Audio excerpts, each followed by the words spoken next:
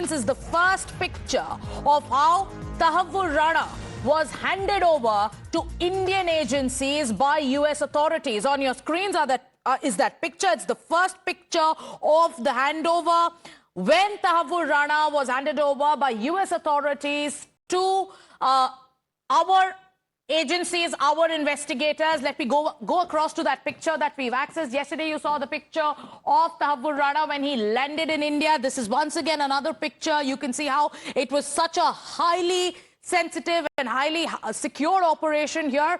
This is the moment when Tahawwur Rana was handed over to NIA and officials who were there in the United States to bring him. Let me go back and get you more details of why this operation is such an important operation for the country. The 2611 plotter has been dragged to India. It was a 20-hour-long flight. In moments from now, his questioning will begin. And once again, take a look at these pictures very clearly, exclusively accessed here on Times Now. Let me go across to Bhavtosh. Bhavtosh, this picture goes on to tell you how important this operation is for India. The moment Tahawwur Rana was handed over to NIA investigators by US authorities, but take us through the inside details of the way the entire operation Rana was executed by our agencies. Sagrika, the picture speaks for itself. Also about India-US relationship. You can see a US Marshal with the NIA official. This happened around 5 a.m. in the morning, Los Angeles time. And Tahawwur Rana, you can see he's in shackles and protected by by the commandos of US Marshals. They have made foolproof security arrangements. And then at around 6:30 or 7 a.m. in the morning by EST time, he boarded the flight. It was a Gulfstreamer. It's a short-haul private jet, and then subsequently it was stopped at a European country for refueling, and then subsequently at around 6:20 Indian time it landed at the Palam technical area. Now it was a very secretive operation. Even in that flight itself, there were US Sky Marshals along with NSG anti-sabotage team to make sure that there is no untoward incident. That was the plan of both India as well as US to make sure that a high-value ISI agent is successfully brought to India. Probably it's India's biggest ever extradition that has been successfully carried out, and that is the reason why the NIA DG was there in the NIA headquarters, closely monitoring everything that happened. The NIA team that had gone include Dr. Jaya Roy. She is a DIG rank officer and also holds the charge of press relations, and also IG Dr. Batra. He is also present in that flight. And as far as there were at least 3 officials from R&AW who were present in the flight, and the flight landed at around 6:20, and then his medical examination was done. He was produced in the court at around 10, and the hearing got over at 2:30, around 2:15, and then he was brought to NIA headquarters at around 2:30 in the morning. Yes, I want you to stay with us because let's once again tell our viewers about these pictures. These are the first and exclusive pictures of one of the most guarded intelligence operations in recent history, codenamed Operation Rana. It's a top-secret cross-continental mission carried out with absolute precision. Like Bhavtosh has been telling us, senior NIA officials, elite NSG commandos, hand-picked intelligence personnel, all on board a specially designed aircraft from Los Angeles. Now, this aircraft was also tracked in real time by air traffic control units and central agencies. It made a covert refueling stop before it entered the Indian airspace. There were credible threats from Pakistan-based terror outfits, but India did not leave anything to chance. Now, such was the sensitivity of this mission that one NIA officer reportedly even held Rana's hand throughout the journey. Let me once again go back to Bhavtosh, who's tracking all the details of Operation Rana. We have Prakash Javadekar also joining us on the phone line this morning. Good morning, Mr. Javadekar. Big success for India, diplomatic victory. A lot will come out in the interrogation, but your political rivals, especially the Congress party, is now saying that why is the BJP tom-tomming so much about this being, this being a victory of the Modi government? This happened because of the efforts made by the Congress. That is what Congress says. Then you have the Shiv Sena UBT. They are going on to say that this extradition has been done keeping Bihar polls in mind. How do you respond to them? first the nation is congratulating Modi government for this strong action against terrorism. This shows the commitment for fight against terrorism. And as far as Congress is concerned, all the voices by Prithviraj Chavan, P. Chidambaram, and then Kanyakumar shows that it is gone bankrupt and berserk. Because there is no other word can be described. Here is a terrorist who attacked, worst attack on India on 26/11. All the Kasab and other people monitored and mentored by Tahawwur Rana has done this, and so many hundreds of people died, and they are not sympathetic to the terror victims. They are sympathetic to terrorists. This was the exact thing at the time of Kasab also. The same is happening here, and therefore it is very, very dangerous that really Congress has lost its relevance now in the minds of the people. Mr. Javadekar, if you remember, a senior Congress leader, Mr. Digvijay Singh, back then was part of a book release where he held up a book which said 26/11 RSS ki sajish. Today we have in our custody Tahawwur Rana. So the whole narrative created by this lobby has proved not only wrong, but it is now on the head, and it is nobody believes any kind of such.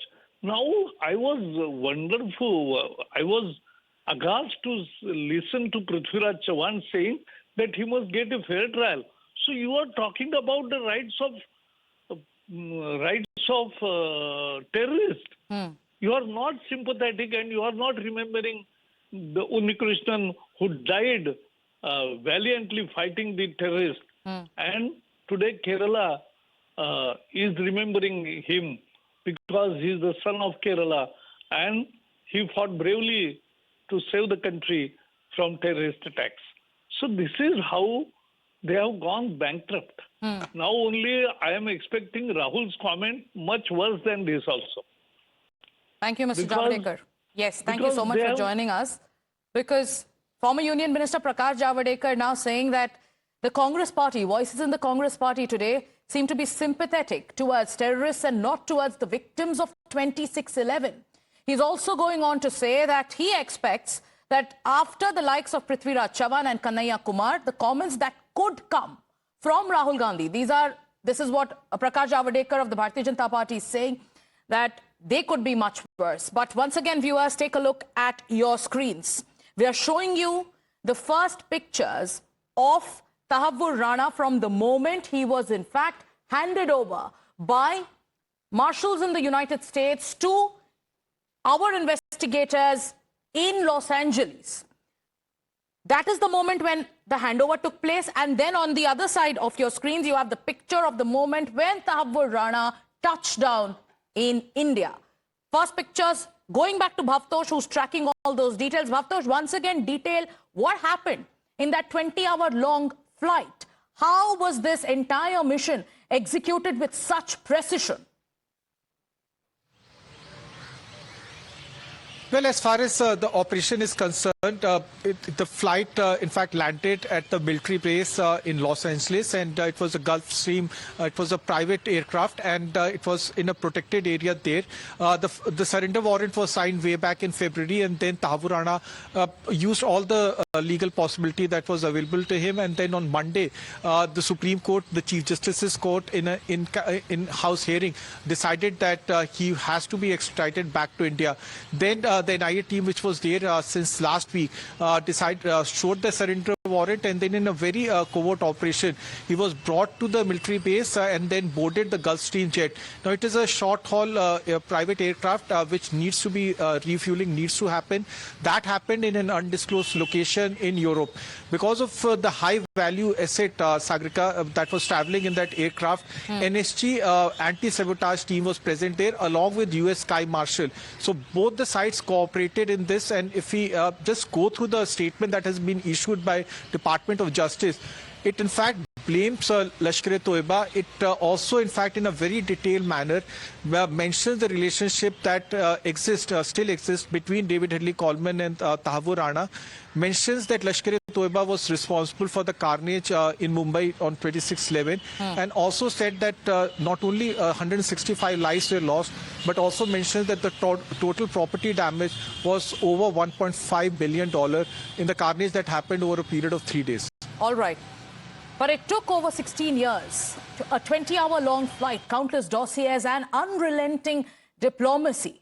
On this day, India is making sure that the world knows that justice will travel across oceans. Tahawwur Rana, 64-year-old, Pakistani origin, Canadian co-conspirator of the 26/11 Mumbai attacks, landed in New Delhi last night. He was aboard a special jet. Now, the terrorist who helped mastermind one of the most audacious attacks in modern history arrived in his new address, and now he is there, which is a highly secured cell in the NIA headquarters. As per sources, Rana has been kept in an air-conditioned cell with 24/7 CCTV surveillance, no books, no television, no contact. 5 armed CRPF commandos are guarding that cell round the clock. No one enters without clearance. It is access control. There is an access control lift that leads to that particular cell. This is information that we've gathered from our sources. There is a separate locker room which is also sealed. Meals are being provided by NIA. His medical checkup was done. The interrogation will begin in moments from now, and that will take place in a different cell, once again, which is highly secure. Sabyasachi, my colleague, is joining us from outside the NIA headquarters. And as we keep these pictures, these exclusive pictures on our screen, Sabyasachi, tell us about what the room looks like and also what the interrogation cell where Tahawwur Rana will be grilled. What does that also look like? Take our viewers through those details. Well, that's right. Let me straight away show our viewers the visuals. We are reporting right outside the NIA, and in the 3rd floor is where Tahawwur Rana has been kept, and the cell where he has been kept is air-conditioned. In fact, as per the sources, the agency had provided him with adequate rest because he had travelled for roughly about 20 hours, and the hearing took place at the Patiala House Court late in the night. So in some time from now, the interrogation of Tahawwur Rana will begin, where in the interrogation the official rank of DIG and IG will be present. And now the cell in which he has been kept is completely monitored 24/7 by CCTV cameras. It is an air-conditioned cell, and in that cell also there is just a dozen of NIA officials who have access. The lift through which the 3rd floor can be accessed, that lift is also restricted to selective officials. Now after that, the interrogation room, a separate interrogation room, has also been prepared. That is also has limited access to few of the NIA officials out here, just a dozen of them, and CRPF personals are also present inside will be present outside the interrogation room and outside the locker room where Tahawwur Rana is kept 24/7 for close monitoring. And meanwhile, this area also has been highly secured. There is Delhi police present out here, the CISF, the CRPF personals continuously making rounds in front of the road. So these are some of the details that Times Now have access from the sources. Do stay with us, because we've also accessed the entire line of questioning. We've accessed the more than 30 questions that will be shot off to Tahawwur Rana. This will be on his links with David Coleman Headley.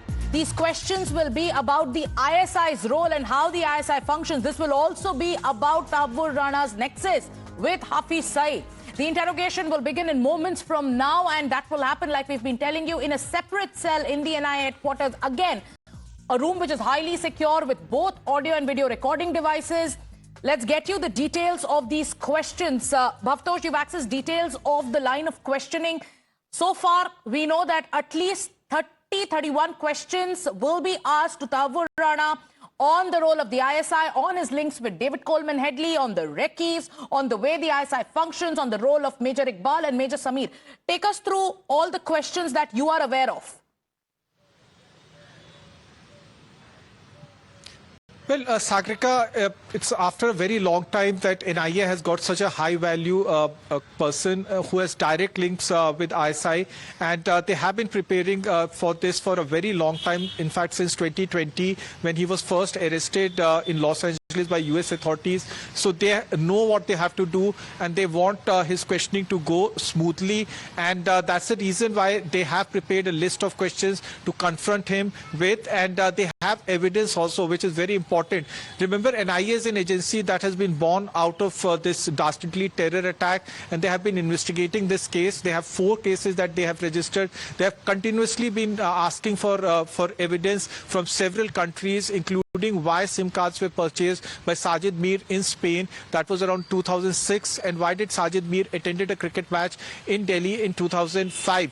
Coming back to the questions, the link of Tahawwur Rana with David Headley Coleman is very important. In fact, in the hearing that happened in VIAS yesterday, in fact today, the court was informed by NIA that there is in fact a very cogent evidence that NIA has is the email trail between David Headley Coleman and Tahawwur Rana. Importantly, the NIA would also ask him why did he provide cover to David Headley Coleman not once but on several occasions of an immigration business service that was set up. So there are a list of questions, and these questions will be repeatedly asked to Tahawwur Rana over a period of 18 and days. Our colleague Priyank is with us, and he has accessed these questions that will be, asked to Tahawwur Rana. We are also going to break it down graphically. Round 1, 10 questions first on the Rana-Headley link. What are these questions? Let's also get Priyank to tell us about them.